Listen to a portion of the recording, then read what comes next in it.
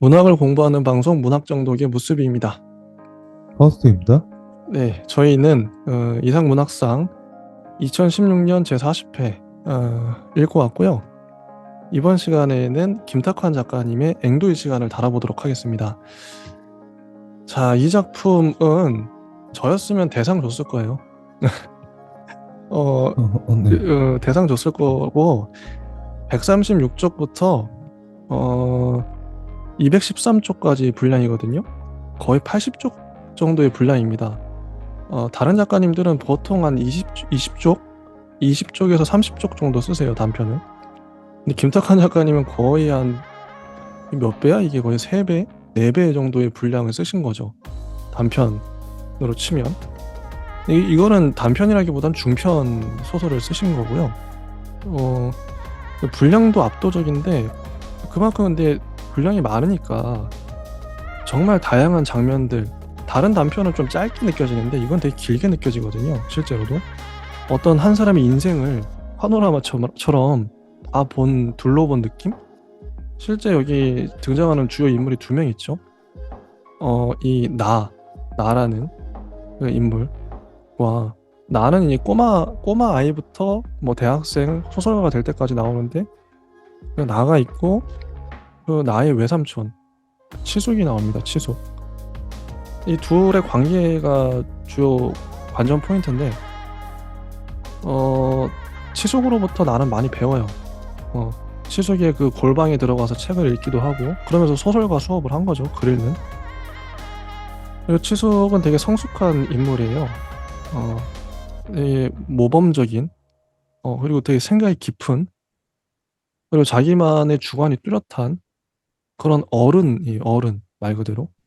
여기 화자인 나는 아이 어떻게 성장 소설이라고 할 수 있죠. 아이가 어른이 되어가는 치숙을 닮아가는 과정.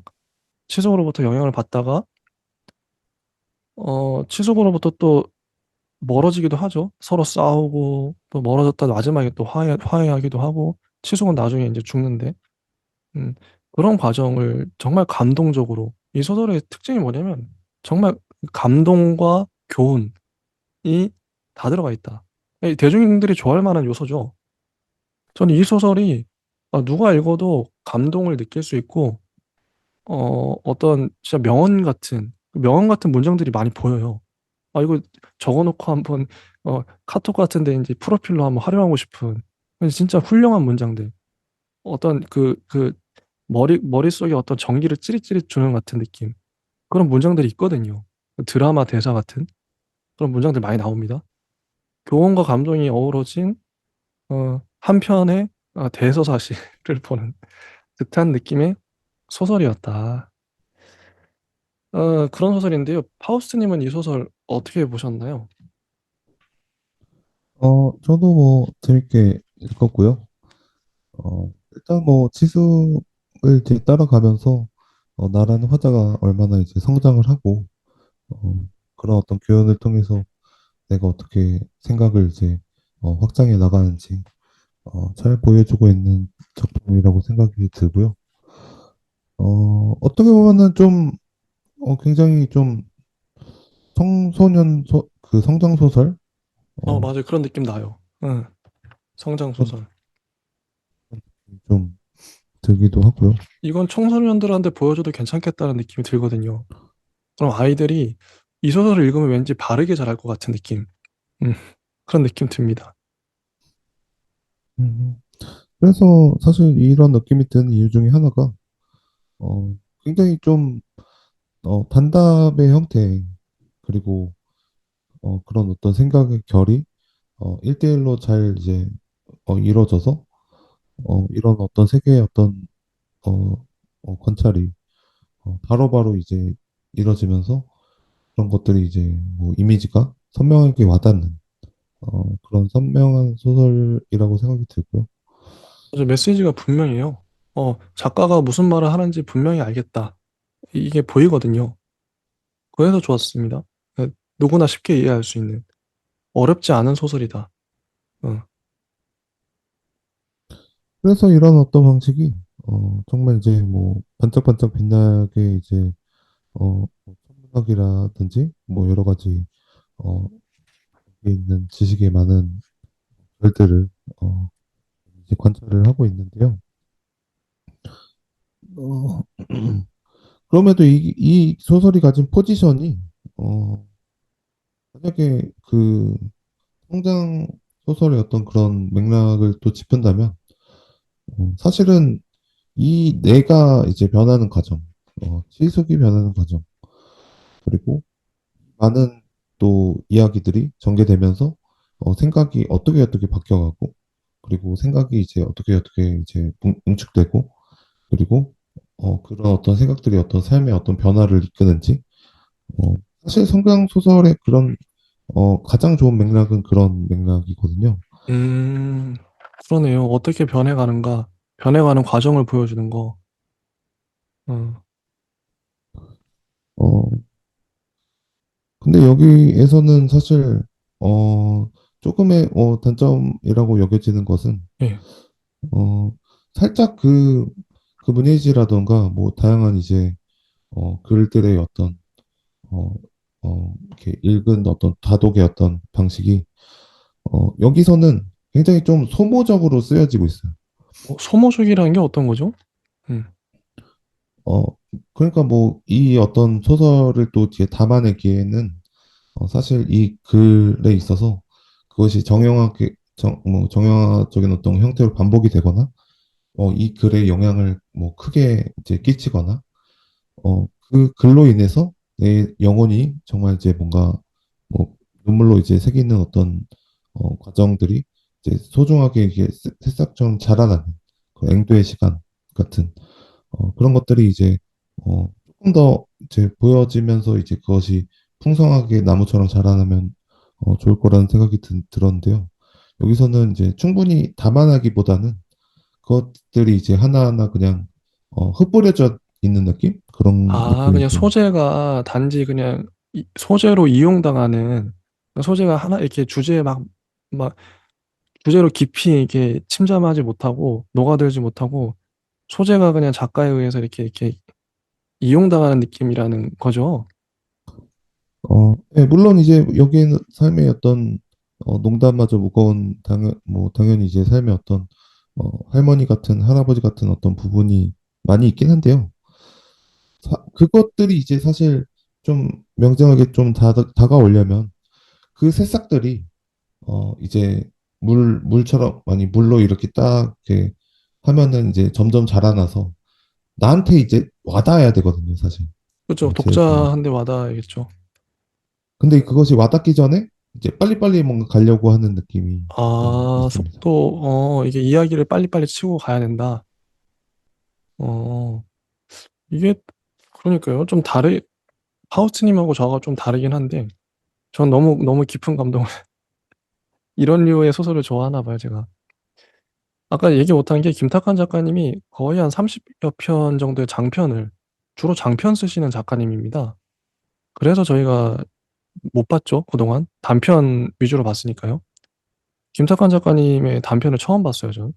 그리고 예전에 장편 한 편 본 적이 있어요. 근데 그때, 교보문고에 가서, 선자세로 거의 600쪽 가까이 되는 책을 이토록 고고한 연애인가? 연애가 그 아이가 아니라 여의예요. 연예 해가지고 조선 후기의 어떤 광대의 얘기인데 그것도 인물 소설이죠. 캐릭터 정말 강렬한 인물인데 그래서 처음에 그냥 별 생각 없이 읽었는데 너무 재밌는 거예요. 그래서 그걸 앉은 자리에서 그 600쪽 다 되는 책을 다 읽어버렸다.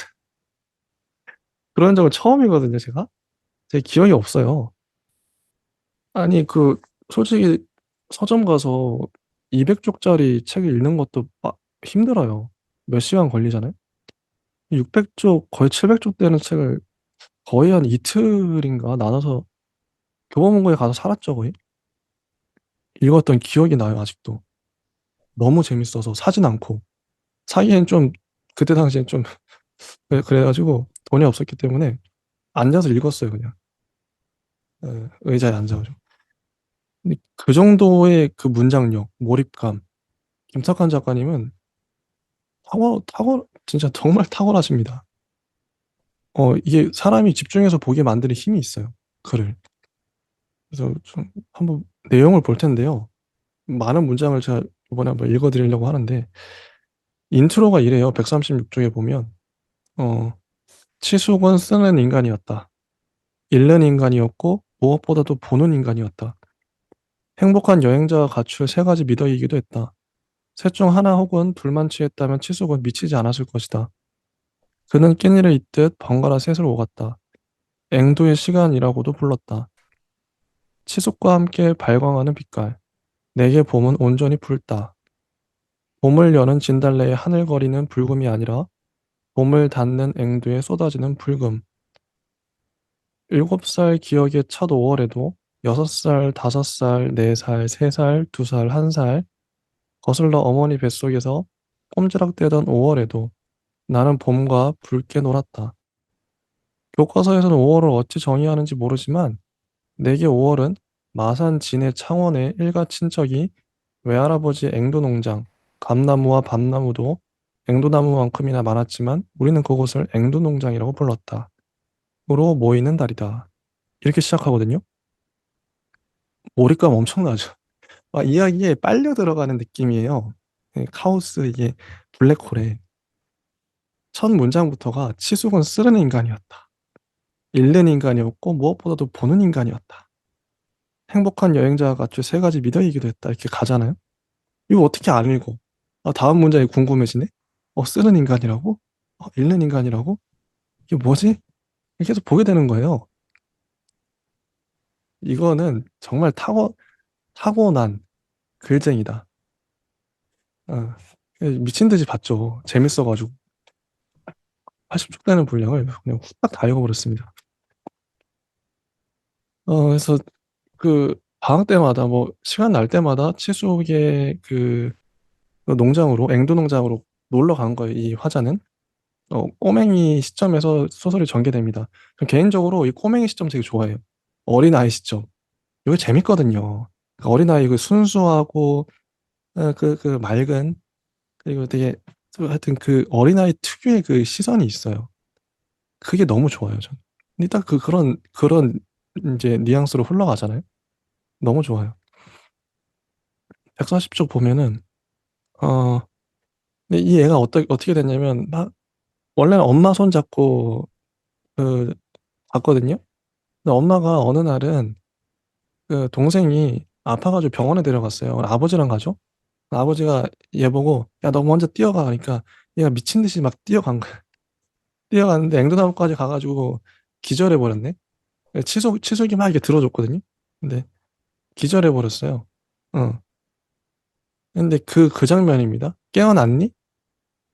누구야 넌? 이게 치솔이 하는 말이 아니라 이 한번 상상해 보세요. 깨어났니? 누구야 넌? 네 가슴에 앵두를 하나를 또 하나를 떨어뜨리니 네가 한 짓이라고? 맞아. 100그루 앵두나무 중에서 가장 늙은 내가 오늘 온 사람 중에서 제일 꼬맹이인 네게 말을 걸었어. 이상하니? 치숙은 앵두나무마다 이름을 지어 불렀다. 이름표를 달지 않고도 100가지 이름이 술술 나왔다. 그늘에 평상을 놓은 나무의 이름은 아기였다. 그래야 병충해 없이 오래 산다고 했다. 그럼 할아버지 나무네, 요? 편하게 해. 사람들은 나이를 따져 말을 높인다 내린다 어지럽더라. 나무들끼린 친구처럼 이야기를 주고받지? 나무가 말을 걸어 놀랐니? 조금, 아니 엄청 신기해. 나무랑은 처음 얘기해봐. 사람이랑 자주 얘기해. 난 저 청년하고만 이야기를 나눠. 우린 포옹을 즐기지. 꼭 끌어안고 상대의 마음을 읽는단다. 아득한 과거부터 먼 미래까지 하고 싶었던 일들과 하기 싫은 일들을 주고받지. 나무에게 말을 붙이는 사람을 만나기란 무척 어려워. 아, 치수? 막내 삼촌, 외삼촌이야. 별명이래. 내가 대답할 줄 어찌 알았어? 긴가민가 했지. 저 청년 그러니까 치숙이 내가 만든 그늘의 평상에 너를 뉘더니 이렇게 부탁하더라고.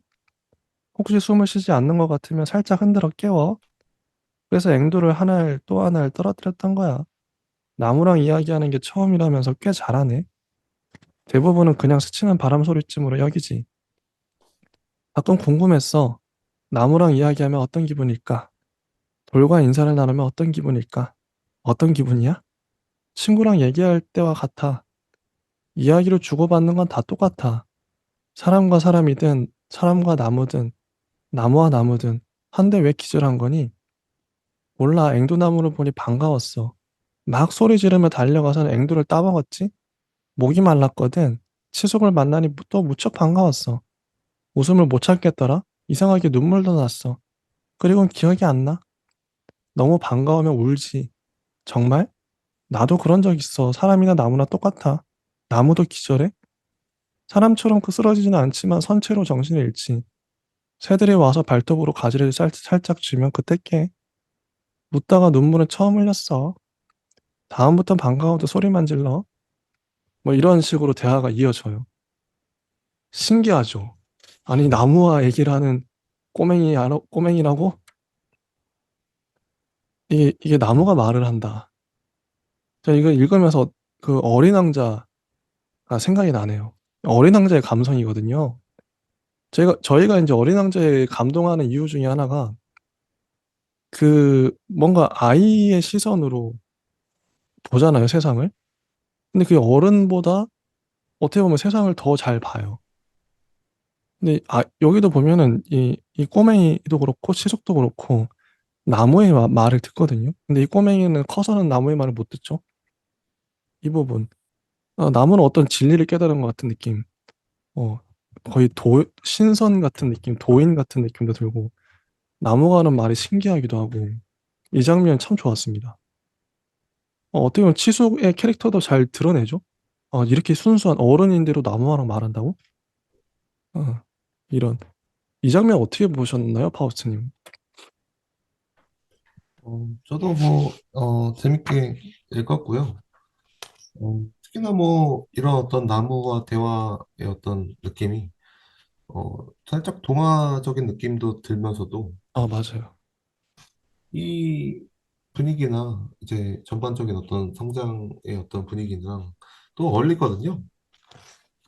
그래서 이제 앵두나무를 보면 이제 사람과 나무나 똑같다는 이야기들이 어떻게 보면은 사실 그 전에 있었던 이제 모든 이제 이제 아이 단계에서 이제 성인 단계로 넘어가는 사람들이 이제 아이가 할 수 있는 다양한 어떤 상징이나 상상의 어떤 결정들 그런 것들을 이제 재밌게 보여주면서도 이것들이 좀 또 그 생각해보면은 남미에서 어, 어, 그런 감정을 또 굉장히 초콜릿이나 다양한 어떤 쌉싸름한 뭔가 그 상징물로 발견하는 혹은 나무라거나 이제 그 사랑이라는 감정을 뭐 이것저것 액자로든 뭐든 어떻게 보면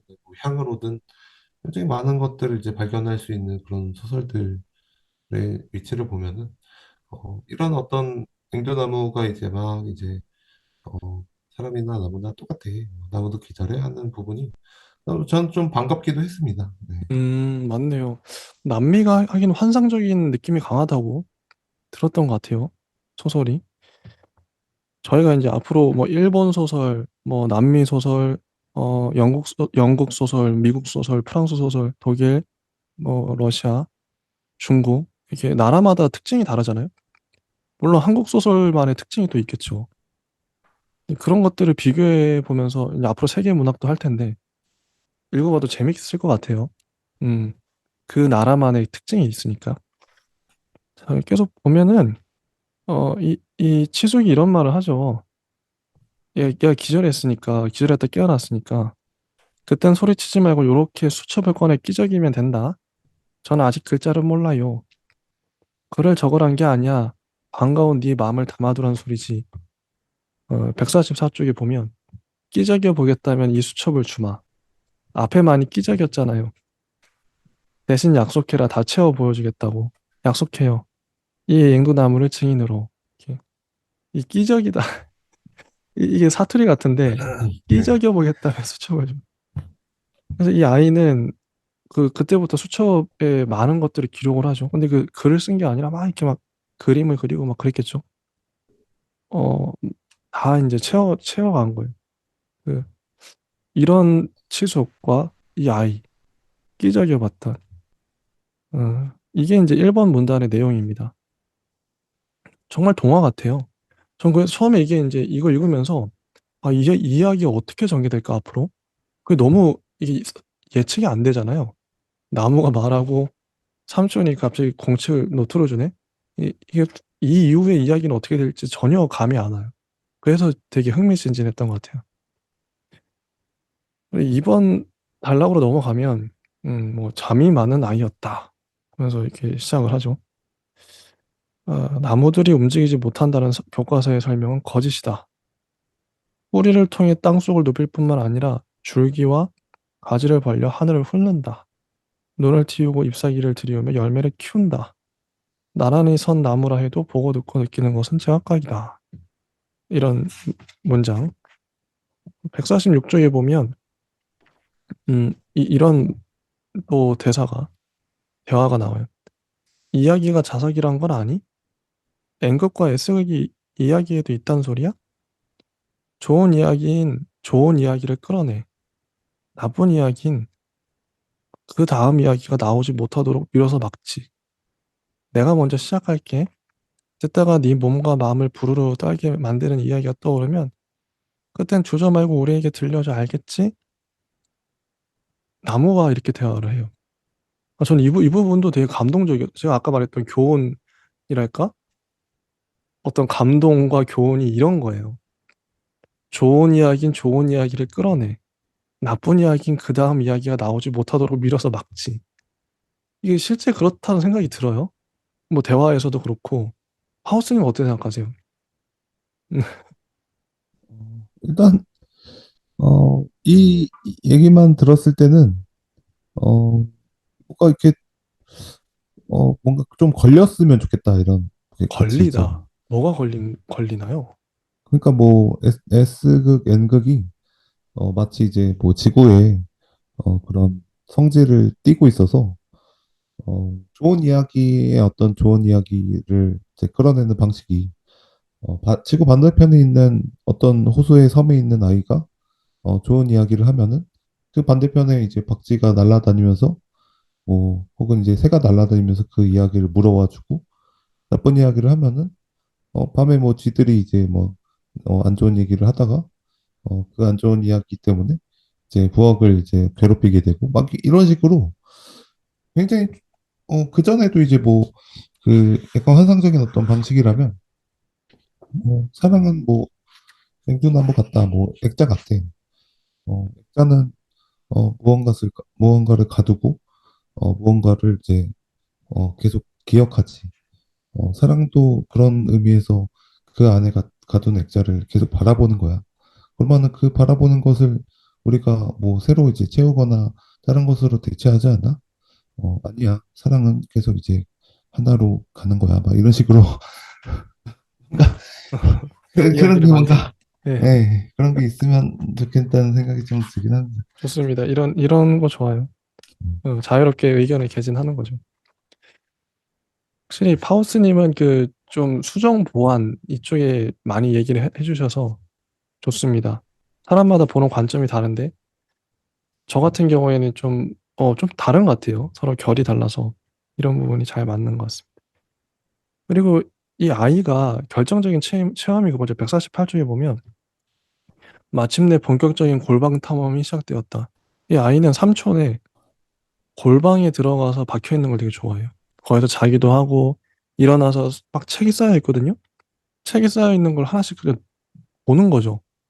그냥 무턱대고 다 읽는 거예요, 그냥. 이게 이제 결정적이었다. 이 아이의 삶에서. 그래서 나중에 소설가도 됩니다.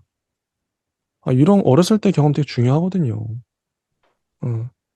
그래서 저도 아이를 낳으면 골방에다 책을 잔뜩 쌓아놓고 그냥 애가 이제 거기 놀겠죠, 그러면 놀다가 이게 뭐지? 이 책 한번 읽어볼까? 그러면서 이제 글에 눈을 뜨는 탁월한 교육법 아닌가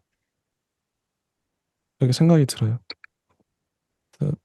150쪽에 보면 첫 번째 문단에 훗날 내가 잠시 비평가로 활동할 때 골방에서 이름을 익힌 작가들과 이야기 나누는 시간도 좋았지만 토막글을 채운 편집자를 만났을 때의 감격이 비할 바는 아니다. 지금은 편집자를 그만두고 출판사를 차린 그는 내가 토막글들을 하나씩 꺼내놓으면 마지막에 적힌 수호가 당신 이름의 끝글자와 같다고 시작하자 놀랍고 반가워하며 내 잔에 연거푸 술을 따르는 혼잣말처럼 내꺼렸다. 어떻게 그것까지 기억할까? 정말 아무도 모를 건데. 아무것도 아닌데. 그냥 채워야 해서 채운 잡문에 불과한데. 누구에게는 마지못해 한 일이 누구에게는 평생의 양식이 되기도 한다. 아, 이런 골방이었어요. 음. 치숙은 내 초고를 액자에 끼워 안전뱅이 책상 뒷벽에 걸어뒀다. 그 꼬맹이가 쓴 글을 액자에 걸어놨거든요. 어, 그 아이는 그게 너무 좋았겠죠? 151쪽에 보면 그는 그냥 이 초고들이 좋다고 했다. 왜 좋으냐고 또 물었더니 너도 이미 알고 있잖아 라는 표정을 지어 보였다. 꿈틀대니까 좋지. 이 뭐냐, 꿈틀대니까 좋지. 이렇게 말해요. 그 아래 문단을 보면 아래 일렬로 늘어선 글자들이 새끼발가락을 타고 올라와서 엄지발가락을 내려가는 중이었다.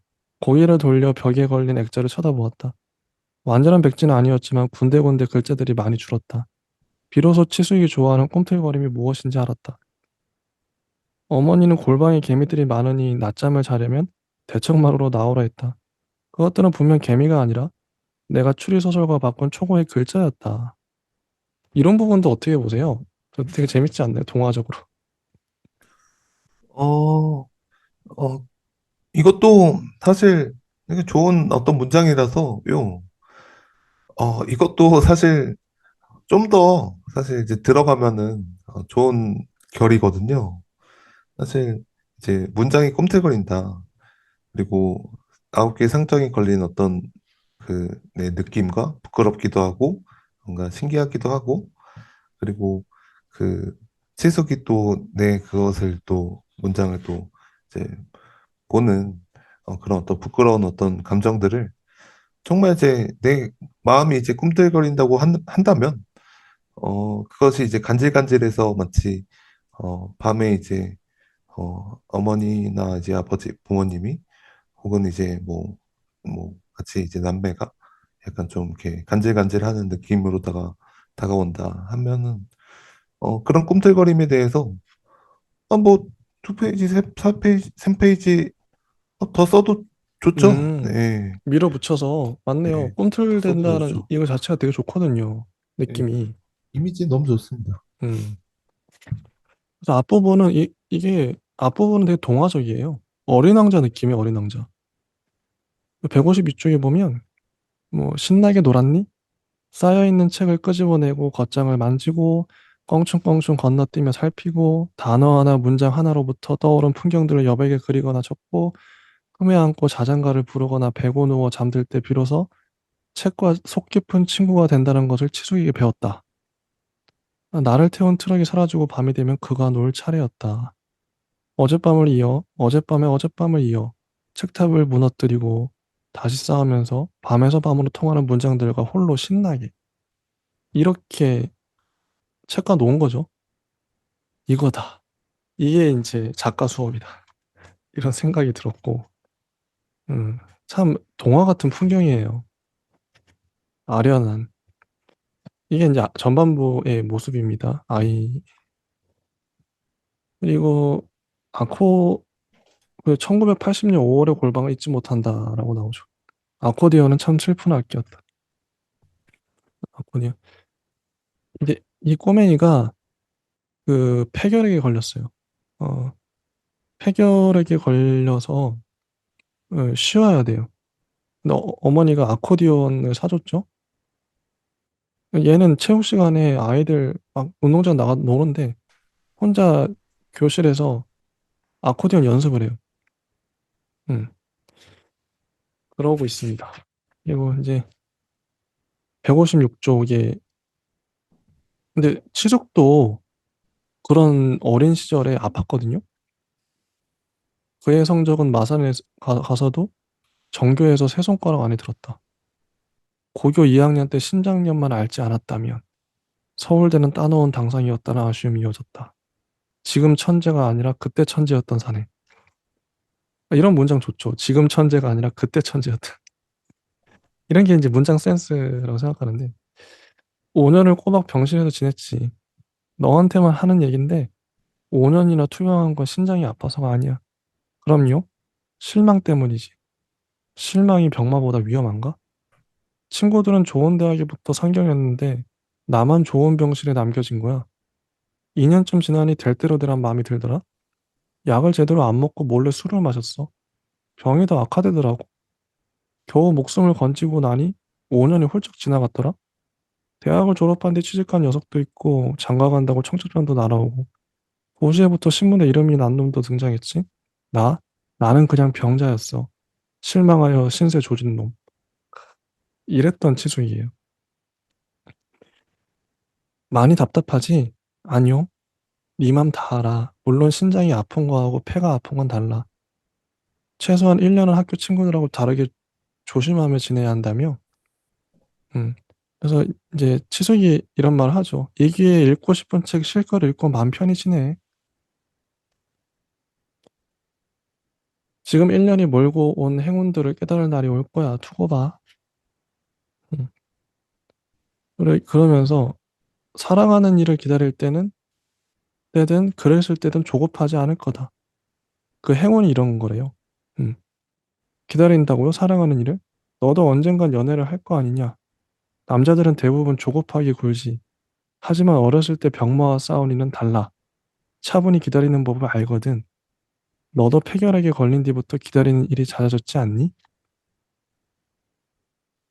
비밀 하나 가르쳐 줄까? 여자친구를 더 예뻐 보이게 만드는 방법 알아? 그런 방법도 있어요? 네가 더 오래 기다리면 돼. 기다리면 기다릴수록 아름답게 보인단다. 누군가를 기다리는 인내심을 키우는 데는 병보다 나은 게 없어. 이게 이런 부분이 감동적이죠. 감동적이고 교훈적이죠. 이게 되게 좋았어. 이 장면도 되게 좋았어요. 네가 아픈데 아픈 덕분에 기다리는 법을 배우게 될 거야. 이게 어른이 해주는. 그, 하우스님 어떻게 보셨나요? 이런 장면. 저도 뭐 여기까지는 이제 마음에 드는데요. 기다리는 것에 대해서 뭐 여러 가지 이제 통찰을 통해서 삶의 교훈을 얻는 것은 어떻게 보면은 뭐 인간이 가진 뭐 좋은 어떤 먹이라고 생각이 들기도 하고요. 그런데 이제 실망이 병마보다 위험한가에서 이제 폐병을 앓으면서도 훌륭한 작품을 쓴 작가들 이야기 들어봤어? 라는 중간중간에 이제 무의식적으로 나오는 어, 그런 어떤 속성들, 작가의 속성들, 맞아요. 이런 것들이 조금 이렇게 살짝 튀는 느낌이 좀 있긴 있는데요. 그럼에도 뭐, 이상 뭐 그저 나오죠. 김유정. 이게 항상 이제 우리나라 문학에서도 좀 이렇게 이상하게 많긴 해요. 뭔가 뭐 시련이 많아서 그런지 몰라도 그런 어떤 그 인기에 대한 어떤 어, 뭔가 이제 그런 뭔가 이렇게 있는 것 같아요. 뭔가 음, 뭐 정확히 알지는 모르겠지만 네, 음, 네, 그렇습니다. 여기에 이제 이 치숙이 이야기를 지어서 들려주죠. 김유정과 이상이 5월에 앵두나무 그늘에서 대화를 나눴다. 그때 둘이 아팠던 거죠. 근데 그때 이 치숙이 기르던 나무 아래 와서 대화를 나눈 거예요. 물론 이런 일 없었지만 요즘은 소설 안 쓰는가? 사무칠 때면 공책을 펼치곤 한다네. 무엇에 사무치는가? 서울에 두고 온 님이라도 있나? 내 마음의 풍광일세. 가득 차오른 이 바람과 빛을 문장으로 옮겨보지도 못하고 사라질까 싶어 사무친다네. 자네는 어떠한가? 소설을 잠시 미루고 시로 옮겼는데 지금은 수필을 쓴다네. 왜 소설을 미루나? 소설 쓰는 재미가 각별하다 자랑한 적이 어디 한두 번인가? 소설로 기어 들어가면 너무 안운해서 그렇다네. 안운하다? 소설에다가 아무리 많은 피를 토해도 피비린내가 문장 밖으로 흘러나가진 않으니까 나란 인간이 사라지더라도 이 세상은 별일 없이 잘 돌아가리라는 느낌이 드네. 안원한테 기분은 무척 더럽지. 내가 먼저 죽을게야 사무차 하더라도 하고 전해주기. 뭐 이런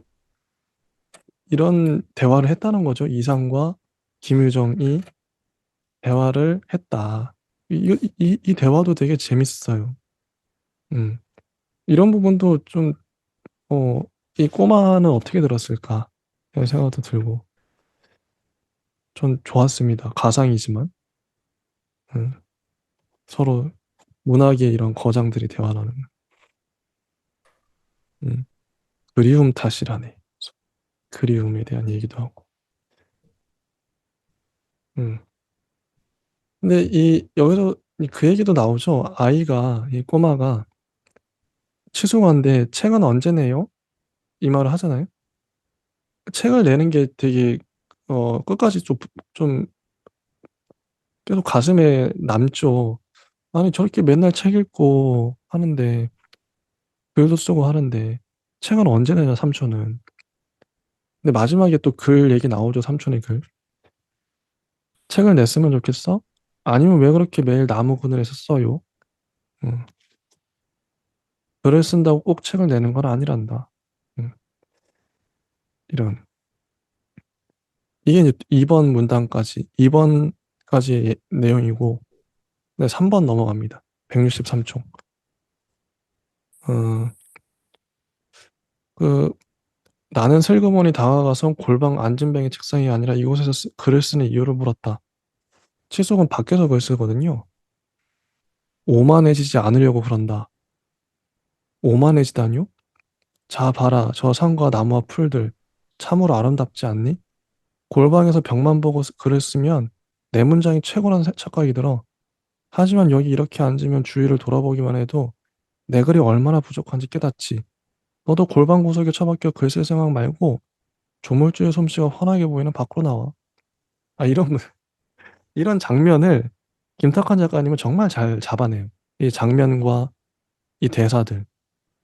근데 제가 아까 김탁환 작가님의 이토록 고고한 연애 그 장편 소설 거의 700조짜리 그 소설도 딱 이런 느낌이에요. 이런 명장면, 이게 좋은 장면이 나오고 좋은 대사.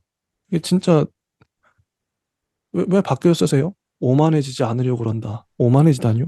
이런 대화도 있잖아요. 선문답 같은 이런 대사들이 거기도 엄청 나옵니다. 저는 이런 류의 소설 좋거든요. 좋아하거든요. 김탁환 작가님 이런 류의 소설을 잘 쓰시는 것 같아요. 이게 이 작가님의 글쓰기 특징인 것 같아요. 이런 식으로 대사를 정말 잘 쓰십니다. 이거는 이제 우리가 보통 많이 봤던 드라마나 영화 같은데 이런 대사 많이 나오죠. 글을 왜 밖에서 쓰시나요? 오만해지지 않으려고 그런다. 서로 이렇게 궁금하잖아요. 예. 근데 뭔가 깨달음이 확 오고 하우스는 어떻게 보세요? 이런 대사 은근 많이 나오죠. 여기 이 김탁환 작가님 스타일이에요. 어, 이거는 사실 뭐 어떻게 보면은 뭐 이렇게 이해가 가는 어떤 문장이기도 하고 대화이긴 한데요. 음, 사실 뭐 이것을 이제 뭔가 고급진 어휘로 사용하지 않았다 뿐이지 사실 어, 어떻게 보면은 좀 그 이 많은 것들을 이제 담고 있는 삶의 측면을 담고 있는 좋은 어떤 교훈이거든요. 근데 지숙과 나와의 어떤 그 대화의 어떤 그런 어휘의 어떤 그런 고급적인 어휘를 쓰지 않았다는 거 빼고는 좋은 대화인데, 어, 이게 이렇게 어휘로 쓰면은 이게 왜곡되어 보일 수 있거든요, 사실.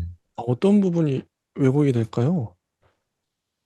어, 아무래도 이제 자신이 어떤 뭐 글이나 혹은 어떤 사고관이나 세계관 같은 게, 저 밖에 나가서 이제 우물한 개구리가 되지 않고 이제 보기 위해서는 오만해지지 않게 내가 밖에서 이제 세상을 관찰해야 된다.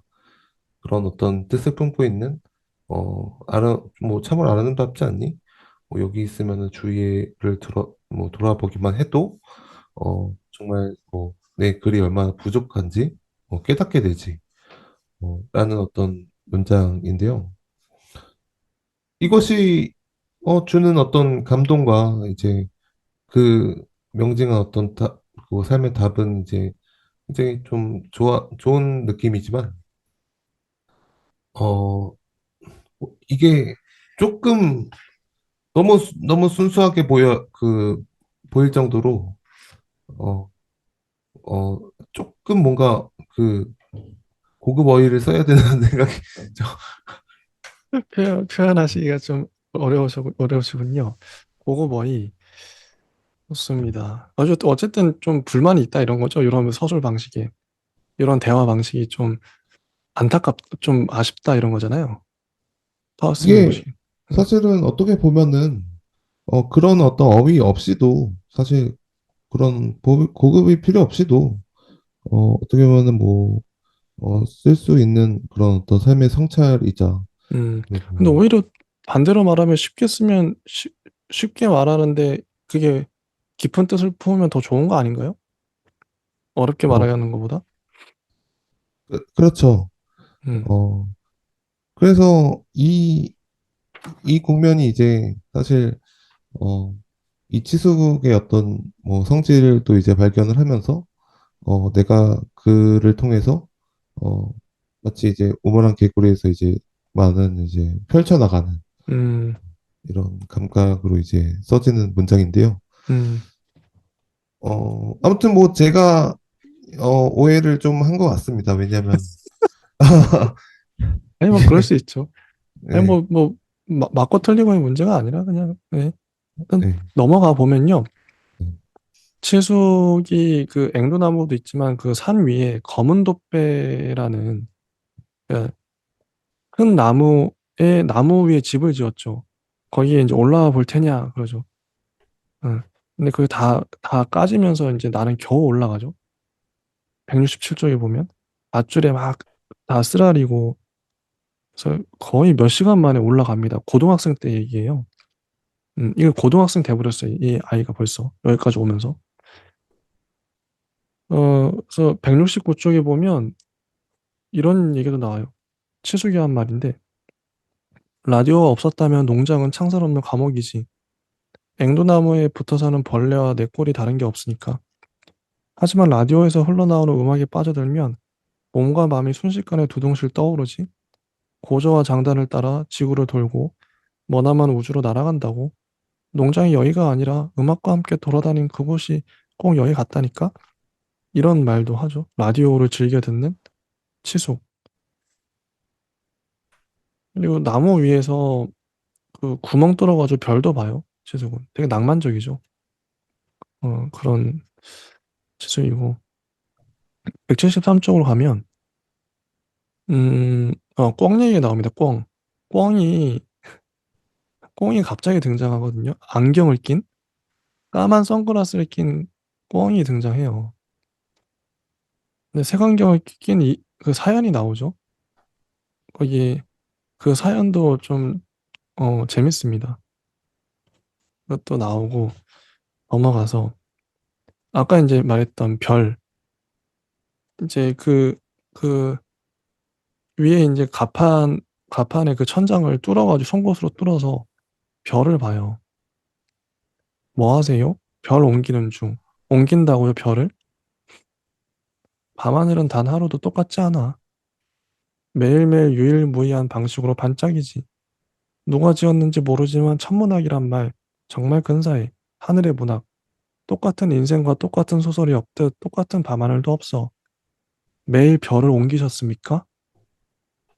매일? 그랬다면 벌써 가판을 채웠겠지. 이런 얘기를 하거든요. 아, 정말 낭만적이에요. 매일 별을 옮기셨습니까? 그 별을 봤던 치족. 이게 이제 3번까지 얘기고요. 진짜 동화 같은 얘기입니다. 그다음에 4번으로 넘어가서 대학에 들어가죠. 이 꼬마가 어느덧 커서 음, 국어 국문학과에 가기로 마음을 굳혔다. 쓰는 인간으로 살리라 예감했지만 시에 깃들지 에세이를 즐길지 비평의 마음을 빼앗길지 혹은 논문에 몰두할지 몰랐다. 소설만은 전혀 머릿속에 없었다. 소설은 치숙처럼 끈질기게 나날을 채우는 자들에게만 허락된 둔중하고 고결한 글쓰기라고 여겼다. 그에 비해 나는 한없이 가볍고 얇았다. 근데 결국 소설가가 되죠. 178쪽에 보면 치숙이 책탑에서 책을 가져와요. 입학 선물인 셈이다. 한 권은 발터 베냐민의 문예 이론이고 또 한 권은 게오르그 루카치였다. 나는 이 이론서들 대신 앙드레 말로가 쓴 피카소와의 대화라든가 릴케가 지은 말트의 수기로 썼으면 했다. 근데 제가 실제로 찾아봤잖아요. 있더라고요. 있는 책. 발터 베냐민의 문예 이론 있어요. 나중에 같이 보면 좋을 것 같습니다. 음. 근데 이게 치숙한테 물어보죠. 왜 1호 일문학과에 가셨어요? 5년 동안 신장병을 앓은 후 마산의 사립대학에 입학했다. 치숙이 고른 과는 1호 일문학과였다. 골방에는 일본 소설도 많았지만 도스토옙스키, 톨스토이, 푸시킨, 고리키로 대표되는 러시아 소설과 까미, 사르트르, 앙드레 말로, 생텍쥐페리, 발자크, 졸라로 대표되는 프랑스 소설이 더 많았다. 치숙은 그 책들을 번역본뿐만 아니라 원서로도 읽었다. 노어 사전과 불어 사전이 안진뱅이 책상 짧은 다리 옆에 놓였다. 일어 사전은 없었다. 179쪽에 보면 이런 말을 하죠. 엔도 슈샤쿠 때문이라고 하면 지나칠까? 엔도 슈샤쿠의 소설은 골방에 다 한 권도 없었다. 치숙이 덧붙였다. 너무 끔찍해서 슈사쿠 책만 모아 불질러 버렸어. 방에 두면 싫어도 자꾸 읽게 되고 읽다 보면 그어버리고 싶더라고. 치숙이 지금까지 칼로 손목을 3번 그었죠. 침묵 정도는 읽어둬도 좋겠지? 더 이상은 느꼈다. 서둘러 가거라. 행복한 여행자였으면 싶다. 이런 말을 하죠. 자, 혹시 그 일본 소설 엔도 슈샤쿠 읽어보셨나요, 파우스님? 어, 들어본 적은 없는데요. 음. 저는 뭐 원래는 검색을 하는 제가 편인데 이제 엔도 네. 슈샤쿠의 침묵이 대표작이긴 하거든요. 침묵을 읽어본 적이 있어요, 제가. 그때 뭐 유명한 소설이라 그래서 정말 좋습니다. 내용은 제가 기억은 하나도 안 나는데 너무 감동적으로 읽었던 일본의 대표적인 작가라고 하더라고요. 실제로. 나중에 한번 기회가 되면 여기 나와 있는 인물들이 다 그죠? 그런 어쨌든 엔도 슈샤쿠를 읽었던 감명 깊게 읽었던 삼촌. 음. 그리고 180쪽에 보면 뭐 3월의 행진은 4월에도 계속되었다. 수업을 빠졌죠. 중간 시험을 거부했다. 소설 한 줄 못 썼지만 문장을 지어내느라 분주했다. 아침부터 저녁까지 대자보를 채우고 설명서를 썼다. 이때 학생들이 그러니까 1970년대, 80년대 대학생인 것 같아요. 그래서 이럴 수밖에 없었죠. 민주화 운동 하느라고 맨날 시위하고 데모하고 하느라 공부할 시간이 없었던 거죠. 근데 치숙이 서울로 올라와요. 엄마가 보낸 거죠. 그래서 이런 질문을 합니다. 책은? 글은? 이게 짧지만 강해요. 181쪽에 대화가 나오는데 이 대화가 정말 좋은데 한번 읽어드릴게요. 서로 논쟁을 하거든요. 치숙과 내가, 대학생인 내가. 책 읽고 글 쓰는 게 전부가 아닙니다. 아니면 따지려고 오신 겁니까? 집으로 통지가 왔다. 네가 중간 시험을 한 과목도 치르지 않았다고. 나도 오고 싶어서 온 게 아니야.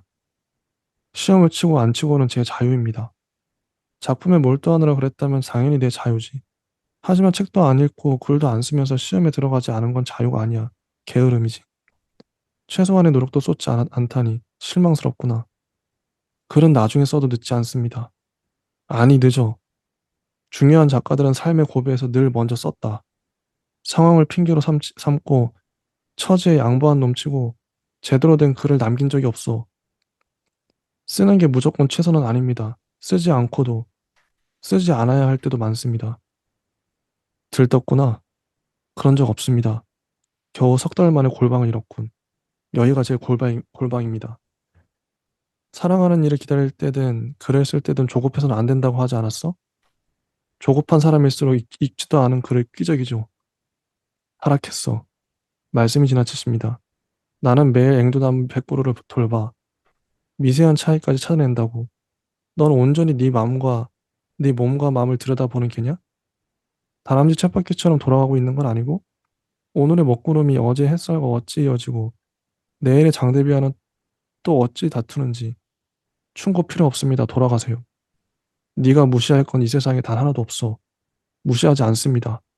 지금 나를 무시하고 있잖아. 아니에요. 아니란 거 설명해봐라 그럼. 아, 이 대화 정말 날렸었죠. 이거 어떻게 보셨나요, 파우스님은? 저는 이제 3점표를 들고 싶거든요, 솔직히. 물론 이제 그때 대학생들 이해는 가요. 공부 다 거부하고 안 하고 이제 데모하고 그러는 건데 3점 말이 맞긴 하거든요. 어떻게 보세요, 파우스는? 이게 또 사실 좀 제가 뭐 오해하고 있는 건 아닌지 모르겠는데요. 조금 붕 떴어요. 이 아, 장면이. 붕 떴다. 누가 붕 떴죠? 그러니까 여기서 이제 대자보를 붙이고 이제 아침부터 저녁까지 이제 성명서를 이제 베끼고 그 불금이 이제 쏟아 나오는 어떤 직전 그리고 막 뭐 다들 이제 데모하고 광주에 대한 수기나 사진집 그런 것들이 이제 막 이제 벌어지는 어떤 순간 이게 너무 짧다 보니까 이 대화가 또 그 중요한 뭐 작가들은 마치 이게 앞에서 동화를 얘기하다가 네, 동화적이죠. 예. 이렇게 그 짧게 들어오고 딱 그냥 딱 치니까 이게 이렇게 딱 와닿지가 않아요, 사실 이게. 아, 그래서 너무 짧게 이게 네. 장편으로 썼으면 좋았을 텐데 이게 너무 짧게 들어갔다. 이 대화를 쓰기 위해서는 중간에 그 브릿지를 잘 연결해 줘야 되는데요. 이게 어떻게 보면은 그냥 보면은 이거 뭔 대화지? 어, 음, 이게 이렇게 음, 되니까 뭐 중간에 많은 이제 토론을 이제 하다가 음, 뭐 그 어떤 뭐 참여론, 어떤 이제 뭐 자유론, 어떤 뭐 이렇게 청록파 이런 얘기를 하다가 그때 이후로에 들어와야 되는 얘기인 것 같아요. 음. 그 말도 예, 일리가 있네요. 근데 하우스님은 만약에 이제 이 두 사람의 입장이 갈리잖아요. 만약에 한 사람의 편을 든다면 뭐 저는 이제 삼촌 쪽으로 좀 많이 기울긴 하거든요, 마음이. 삼촌의 말이 맞는 것 같고. 어떠세요? 어, 저도 이제 뭐 그 당시를 이제 사실 살아보지 않아서 확실하게 이제 그때 어떤 데모를 다 일으켰다면 어, 저도 왠지 모르게 그 데모에 어떤 한 군 중에 하나에 섞여서 그냥 민, 그렇겠죠, 아무래도. 다 예, 주변에 친구들이 다 그러고 있는데. 그 삼촌이 어, 갑자기 또 찾아와서 야, 야, 너 책은 안 써? 글은 안 써? 뭐 그러는 거잖아요, 지금. 예. 네. 글은 나중에 써도 늦지 않습니다. 이러거든요. 근데 삼촌은 아니 늦어. 중요한 작가들은 삶의 고비에서 늘 먼저 썼다. 이런 얘기를 하거든요. 어. 예, 저는 뭐 그러고 나서 사실 뭐 잘 이제 뭐 됐잖아요. 사실 우리가 민주화 운동이 그러고 나서 뭐 그때를 이제 막 그냥 술 한잔 이제 막 하면서 그때 뭐 힘들었지 하면서 이제 그냥 이제 뭐 잘 사는 편으로 이제 갈 것 같고 굳이 뭐 제가 그런 어떤 투사의 입장에서 어 뭔가 더 이제 하기 위해서 뭔가 세상을 바꾸기 위해서 지나치게 막 노력은 하지 않을 것 같아요. 음. 전 대사가 전 참 좋았습니다. 이 대화가 한마디 한마디가 정말 좋았어요. 음. 그래서 김탁환 작가님이 대사를 정말 잘 쓰신다 생각이 들었고, 184쪽에 이런 게 있죠. 이제 5번 넘어가서 5번. 넌 소설가가 하는 말을 믿니? 나는 안 믿어. 어차피 픽션 거짓을 만드는 인간들이야. 진실을 위한 거짓이라고들 하지만 그건 오래 다듬었을 경우에만 해당돼. 생각나는 대로 짓거린다면 소설가의 말이라고 진실이 담기진 않아. 누군가가 대화를 나눌 때 특히 공식적으로 그 자리가 기록에 남을 듯하면 자신을 과시하며 허풍을 떨거나 허언증 환자처럼 구는 소설가도 많아. 말을 믿지 말고 글만 믿어. 그러니까 치수의 말이 한마디 한마디가 어, 찌릅니다.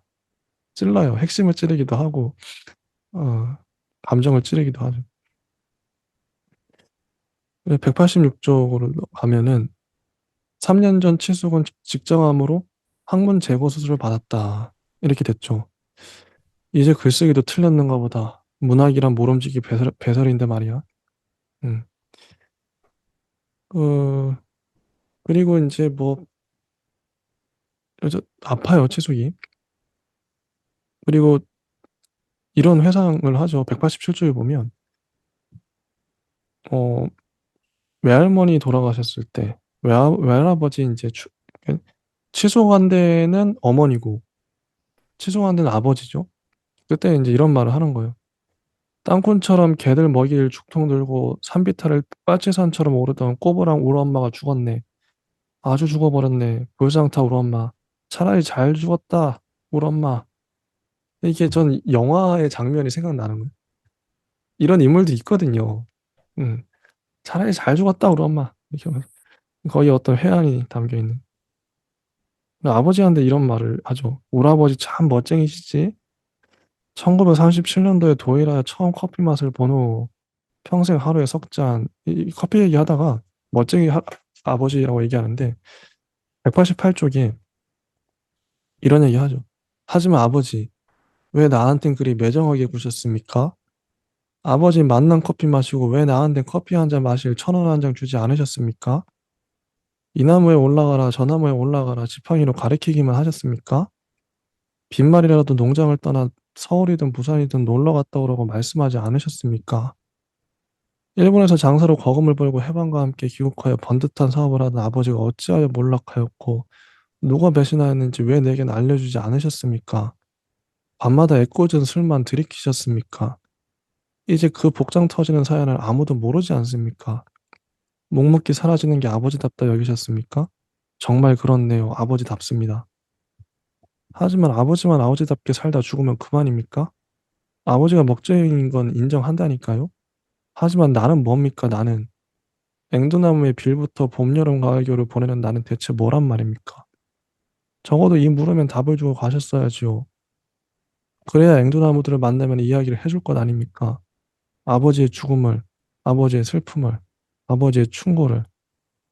부질없는 것이 인생이라지만 정말 부질없네요. 쓸모없는 것이 인생이라지만 정말 쓸모없네요. 악순환입니다. 그죠? 아, 정말 명대사 읽으면서 말맛이, 야, 이거는 판소리로 만들어도 돼요. 영화로 만들어도 돼요. 이 장면, 이게 이제 삼촌, 그 치숙의 어떤 그 속 얘기가 나오는 거거든요. 터져서. 평생을 그 앵두나무 보다가 이제 죽은 이 치숙. 그 마음이 어땠을까? 하우스님이 이 부분 보면서 어떠셨나요? 이 부분의 어떤 대사만 보면은, 정말 뭐 좋은 대사라고 생각이 들고요. 음, 그리고 이런 어떤 한이 맺혀 있는 어떤, 대사, 전말까지 이제, 뭐 사건의 전말까지 보여주는 대사라고 생각이 들고요. 그럼에도, 어, 굉장히 또다시 뭔가 뜬금없어요, 사실. 이게. 오늘 예. 이제 김탁한 작가님 전적으로 이제 비판 많이 받습니다. 어떤 부분이 좀 뜬금이 없나요? 이 정서나 이제 정조라는 게, 치숙이 이제 계속 뭔가 아파하면서, 뭔가 직장암도 이제 걸리고, 뭔가 아파트를, 농장을 오가면서 앵두나무 걱정을 하면서 이제 차 안을 걱정하는 어떤 피하는 사람처럼, 절거감에 걸려서 이제 조금씩 얇아져가는 모습을 어, 관찰하고 나서 써도 어, 급하지 않다. 이 대사는 충분히 좋다. 음, 음, 좋습니다. 근데 거의 이제 막바지로 왔는데 189쪽이 이런 말을 하죠. 치숙이 나한테 부탁을 해요. 그동안 끼적인 건데 변변찮긴 하지만 책의 꼴을 갖출 만한가 검토해줘. 읽어줄 사람이 그래도 너밖에 없네. 드디어 이제 치숙이 쓴 평생 쓴 글을 준 거죠. 원고로. 근데 결과적으로 그 글이 좋지 않았죠. 음. 아니 평생 썼는데 이 정도라고? 에세이를 쓴 거죠. 어, 192조에 그런 말 나오죠. 치숙의 원고는 좋지 않았다. 솔직히 말해 나빴다. 실망인 거예요. 에세이들은 광활하고 신선했다. 동서양 신화나 철학에서부터 과학계의 최신 쟁점들, 인류의 미래에 관한 성찰까지 두루 담겼다. 30년 넘게 고민한 풍광이 펼쳐졌다. 그러나 거기까지였다. 머리는 거대한데 척추는 휘고, 손발은 지나치게 짧다고나 할까? 문제를 충분히 설명하지도 않고, 선언과 직관으로 서둘러 마무리 짓는 부분이 많았다. 철학의 문제에 신화의 답이, 신화의 문제에 소설의 답이, 생물학의 문제에 천문학의 답이 달렸다. 난삽하고 체계가 없었다. 문장은 늘어지고 긴 문장에 서너 가지 고민과 서너 가지 비판과 서너 가지 전망이 뒤섞였다. 주어는 봄인데 형용사는 여름이고 동사는 가을이며 물음표나 느낌표 혹은 마침표는 겨울을 찍었다. 어떻게 할 것인가? 시sek의 원고가 결국 이랬어요. 독자들도 궁금해했던 그 원고. 뭔가 이 세계적인 걸작이 될 것인가? 했지만 결국 뚜껑을 열어보니까 이랬다. 좀 예상은 갔던. 씁쓸하죠. 머리가 복잡했다. 이 원고는 수정이 불가능했다. 치수의 에세이는 하나하나가 바위였다. 수십 개의 바위가 한꺼번에 굴러내려와 길을 막은 꼴이었다. 무거워도 너무 무거웠다. 이랬다고 합니다. 하우스님 어떻게 보셨나요? 치수의 원고가 결국 이렇게 졸작으로 판명이 됐는데 이 부분 보면서 어떤 생각을 하셨는지 궁금하네요. 이 부분만 뭐 떼어놓고 본다면, 뭐 사실 좋거든요. 이 부분만 떼어놓고 본다면 좀 네, 스스키 원고에 대한 어떤 글에 대한 굉장히 좀 감각적이고 뭐 좀 재밌는 맞아요. 성찰 네, 네, 그런 것들이 이제 뒤섞여 있어서 이 부분만 떼고 좋은데 전체를 본다면 지속의 그래도 원고가 사실 이게 좀 좋아야 이 소설이 좀 살거든요. 아, 오히려 좋았으면 더 좋았겠다. 왜냐면 음, 이 지속에게 가르침을 받고 교훈적인 어떤 얘기를 했던 나는 무엇이고 이 지석이 그래도 어 굉장히 성찰 어린 뭔가 좋은 목소리들이 음, 쟁점들이 좋아야 이 마지막 에 가는 어떤 그 글의 어떤 달콤함이 있을 텐데 음, 이 전반적인 분위기를 볼 때 이렇게 또 이렇게 졸작으로 끝난다면 음, 어 꽤 구성적으로 이 치숙에 대한 어떤 신뢰가 또 와르르 붕괴되는 그럴 수 있겠네. 점이 되지 않을까. 그래서 어쨌든 195쪽에 보면 출가는 어렵겠습니다. 이런 말을 하죠. 그래도 혹시 모르니까 이 삼촌한테 말하죠. 써두신 걸 다 보여주십시오. 쓰는 눈과 고르는 눈은 다르니까요. 편집자 노릇을 하겠다고 관둬라. 이런 얘기를 또 논쟁을 합니다. 아, 계속 쓰셨지 않습니까? 절대로 저절로 여기까지 올 수는 없습니다. 아직도 모르겠니? 뭘 말입니까? 196쪽에 보면 책 없이 쓰러진 작가들이 얼마나 많은 줄 알아? 내가 이 나이에 책 한 권 내려고 내게 그걸 줬겠어? 서울의 출판사는 아니라 해도 내가 원고만 건네면 출간하겠다는 이 지역 출판사가 서너 군데는데 그래서 결국 이제 이 원고를 주는 이유가 드러나죠. 이, 이 조카를 도와주기 위해서 196쪽의 아래쪽 문단을 보면 헛돌고 있지 않아? 네가 조선시대에 밝은 건 대학원에서 조선 후기의 소설을 전공했기 때문이야. 그 이상도 그 이하도 아니라고. 주객을 바꾸지 마. 조선시대를 쓰려고 소설가가 된 게 아니잖아. 물론 인간에 대한 고민을 푸는 장으로 과거의 어느 시기를 고를 수는 있겠지. 조선시대도 좋고 고려시대도 좋고 삼국시대든 고조선이든 상관하지 않아. 하지만 그 역은 곤란해. 조선시대가 그렇게 중요했다면 소설이 아니라 연구를 했어야지. 문헌을 뒤지고 논문을 썼다면 그래도 몇 걸음 정도는 학계에 기여를 했을 거야. 주객을 바꾼 적 없어요. 저는 역사소설가가 아니라 그냥 소설가입니다. 그랬지. 10년 전이었나? 역사소설가가 아니고 소설가라고 정정을 요구했다는 기사도 읽었어. 하지만 지금은 어때? 이름 앞에 역사소설가란 5글자가 놓여도 받아들일 수밖에 없다고. 한 사람이 누구였더라?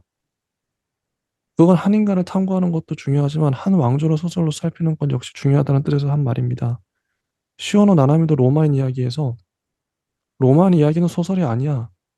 또 로마를 제대로 다루지도 않았고 플루타르크 영웅전이라도 꺼내 내밀 테냐?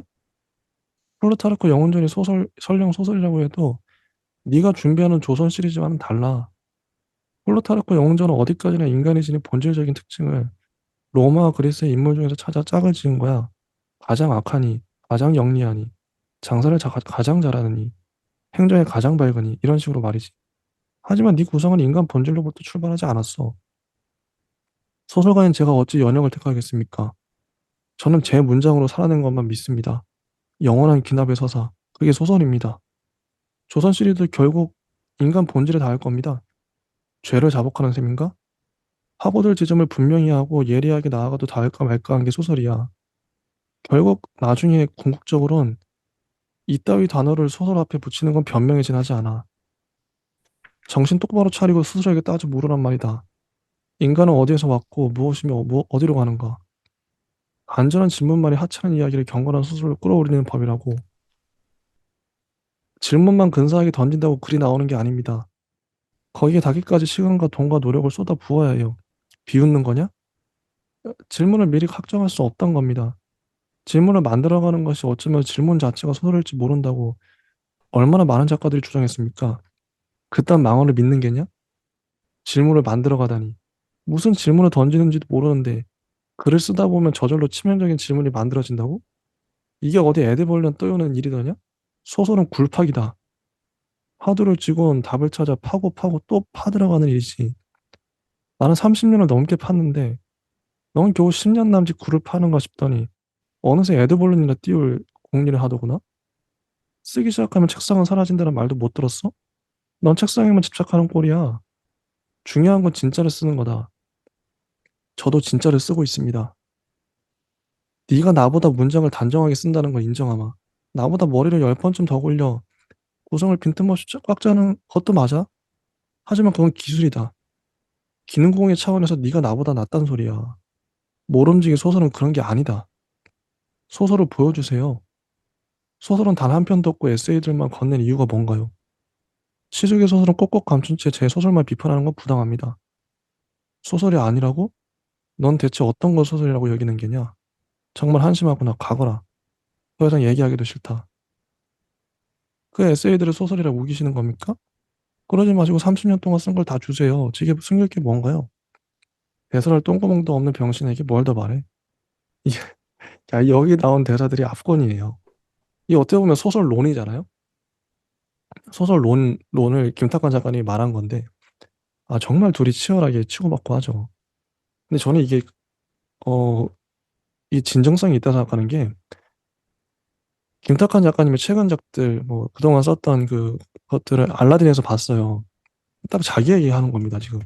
196쪽에 역사 소설가 조선시대 쓴다 그랬잖아요. 지금 김탁한 작가님이 하고 계시는 일이 이거예요. 최근 몇십 년 동안, 조선왕조실록을 소설로 다 정리하고 계시더라고요. 이게, 이게 지금 자기가 자기를 비판하고 있는 거예요. 김탁관 작가님이. 실제 지금 하고 계시는 일이에요. 여기 나와 있는. 역사 소설가 하면 김탁환. 이게 나오거든요. 자기 얘기하고 있는 겁니다. 결국 이 소설 쓴 이유도, 앵두의 시간 쓴 이유도 결국 이 장면, 이 논쟁을 보여주기 위해서 자기 안에 치열한 고민이 있었겠죠. 그래서 저는 진정성이 있다고 생각했어요. 이런 논쟁이. 하우스님 이 장면 어떻게 보셨나요? 이 부분. 그런 어떤 현실적인 논쟁을 바탕으로 이 대화를 썼다면, 자아 논쟁이라면, 어, 굉장히 뭐, 어떻게 보면 뭐, 자신의 어떤 세계관에 변주에 따른 다양한 모습을, 어, 소설가의 뭔가 이제, 모습을 이제 발견한다고 생각이 들지만, 사실 이 이야기만 놓고 보면은, 음, 음, 일단 세 파트로 일단 나눠야 돼요, 이걸. 예, 말씀해 주시죠, 한번. 예. 어, 그 첫 번째 이제 파트는요. 일단 이제 책 없이 쓰러진 작가들이 얼마나 많은 줄 아나? 뭐, 이런 뭐 이 지역 출판사가 서너 군데 되는데 뭐 너한테 도움이 되려고 줬지. 도움이라고요? 헛되고 있지 않아? 네가 조선시대에 밝은 건 대학원에서 조선 후기 소설을 전공이기 때문이야. 이거는 그냥 그 뭐랄까 뭐야 그냥 거의 그 상대방한테 정말 그냥 뭐 인신모독이에요, 이거는. 이건 그러니까 이거를 이제 그러니까 작품론으로 혹은 내가 뭔가 그 인간의 어떤 면을 발견하는 그 심리를 발견하는 어떤 작품론으로 보진 않고 너가 헛돌고 있는 이유는 결국에는 뭐 그런 어떤 조선 후기 소설을 전공하기 때문에 그렇게 된 거다. 이것 자체 말 자체가 그냥 인신 공격이지 이 작품론에 대한 그 성격의 토론이 아니에요. 그러면은 아니 조선 시대를 쓰든 뭐 아리스토텔레스 시대를 쓰든 뭐 플라톤 시대를 쓰든 사실 뭐 이렇게 문학은 문학이거든요, 사실. 그러면은 이렇게 정말 진흙탕 토론을 할 게 아니라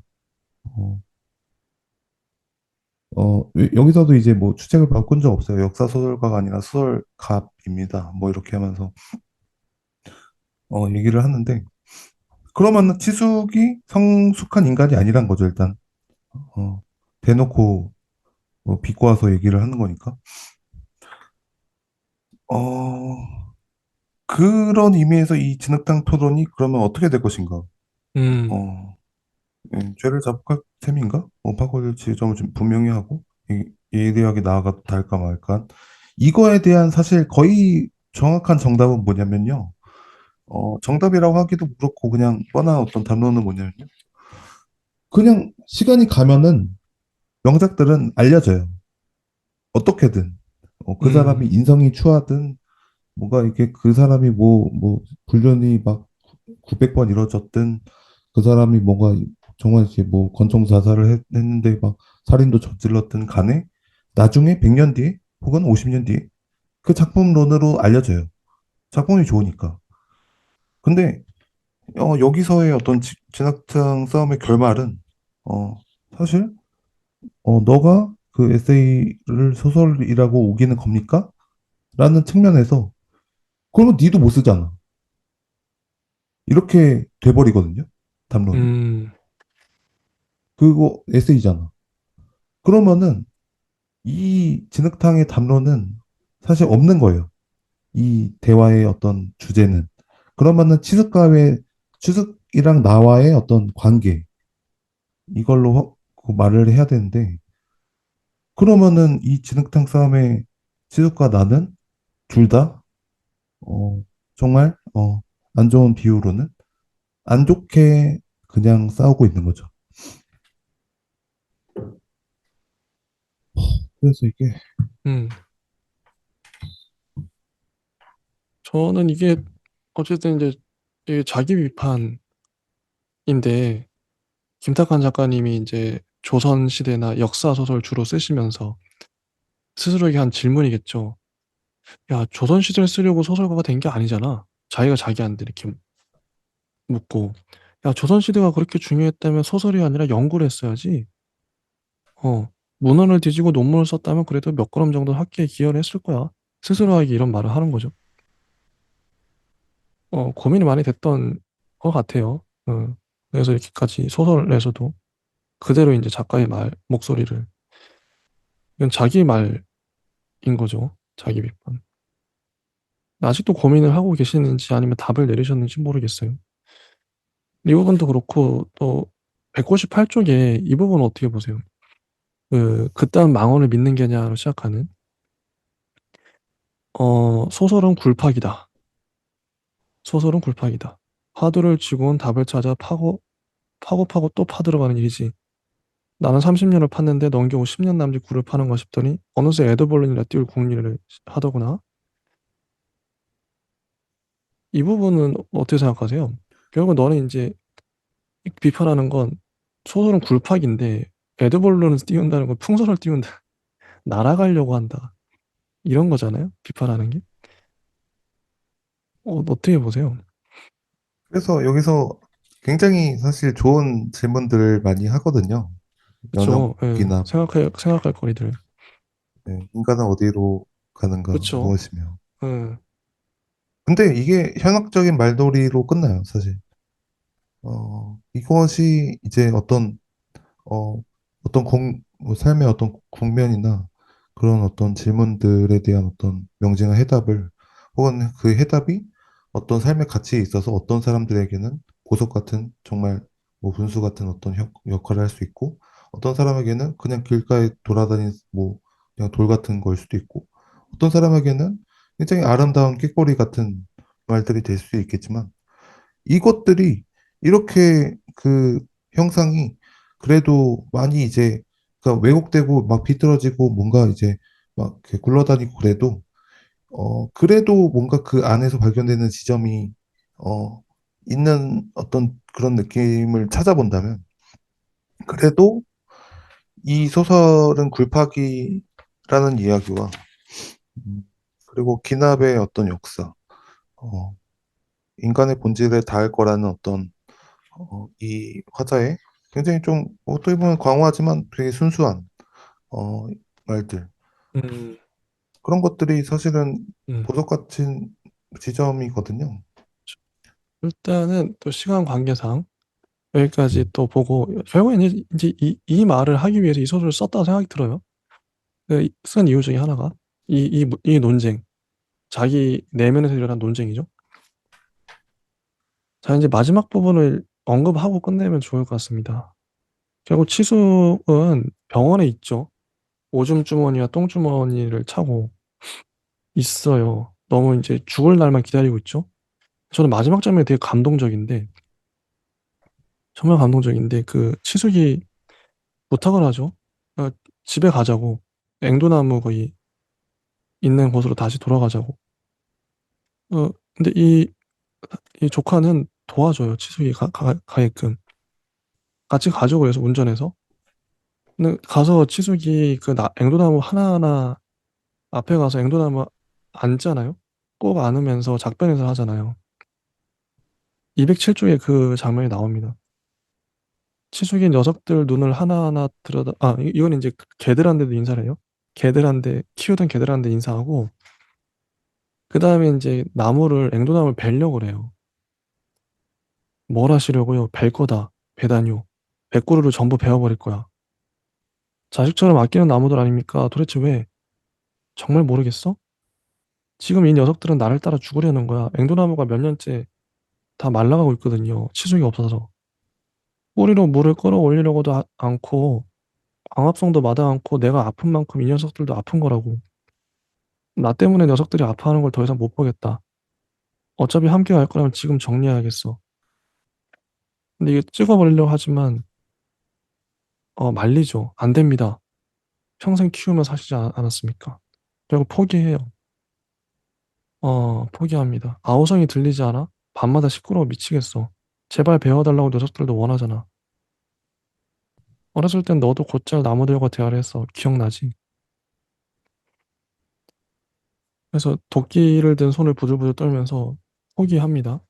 그러고서 이제 치숙이 나무 한 그루 한 그루에 가서 인사를 해요. 아기야, 그동안 고마웠어. 네가 가장 연장자이니 내일부터 현명하게 살 길을 도모해. 장군 늘 네가 든든했다. 꼬마 넌 좀 더 커야 해. 햇살을 많이 받으려면. 이런 말을 하죠. 100그루의 나무를 인사를 해요. 거의 이제 쓰러지면서. 아이, 너무 감동적이었어요, 전. 212쪽에 보면 앵두나무들과 나눈 작별 인사가 치숙이 내게 건넨 마지막 소설이라는 생각이 들었다. 213쪽에 보면 치숙이 이제 죽기 전에 이제 이런 부탁을 해요. 부탁 하나만 더 할까? 원고 상자들 골방에 뒀어. 네가 해줘. 해줘, 뭘 해줘라는 소린지는 못 들었죠. 알겠어요. 제가 할게요. 병원에 가야겠습니다. 업히세요. 이게 끝납니다. 마지막 장면 이거 파우스님 어떻게 보셨나요? 여기에는 어떻게 보면 지나치게 과도하게 소설가의 욕망이 어? 어, 소설가 하나 욕망이? 있거든요. 음, 어떤 점에서 그렇죠? 그러니까 그 자신의 어떤 글이 또 이제 나중에 이제 명작 고전이 되는 욕망인데요. 이거는 뭐 작가나 예술가라면 누구나 음, 할 수 있는 욕망이라고 그쵸. 할 수 있고.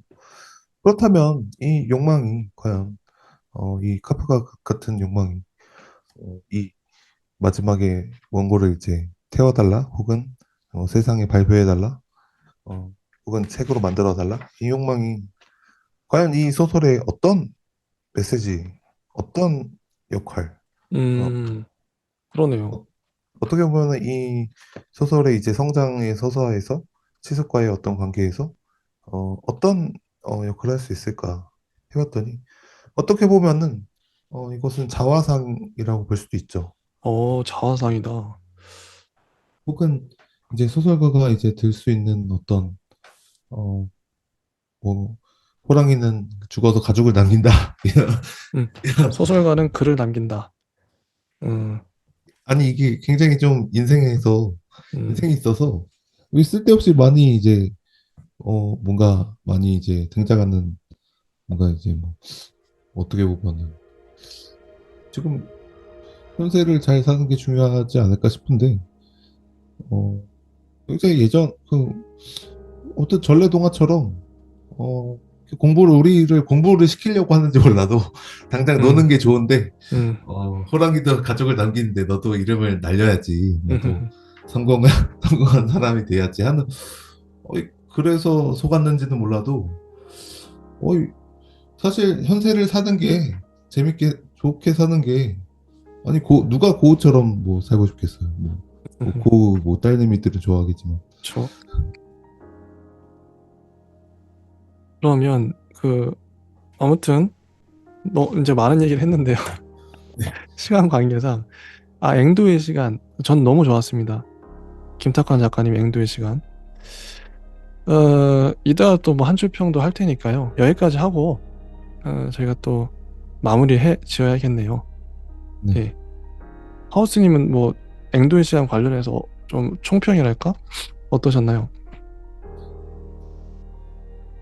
일단은 뭐 그 많은 그 시대와 많은 이제 소설가의 어떤 욕망이 이제 불을 지피는 소설이라고 생각이 들고요.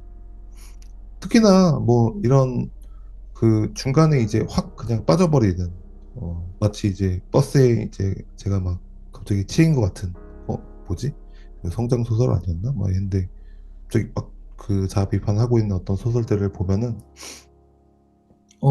이런 어떤 어, 인간의 어떤 무의식의 어떤 의식의 그런 생각의 어떤 기로도 어떻게 보면은 그 당대를 지나친 그리고 그 많은 어떤 환상들을 가진 인간의 한 단면이라고 생각이 듭니다. 네, 좋습니다. 여기까지 하고요. 다음 시간에 또 다음 작품도 엄청나요. 좀 되게 할 말이 많은 작품입니다. 여기까지 하도록 하겠습니다. 예, 감사합니다.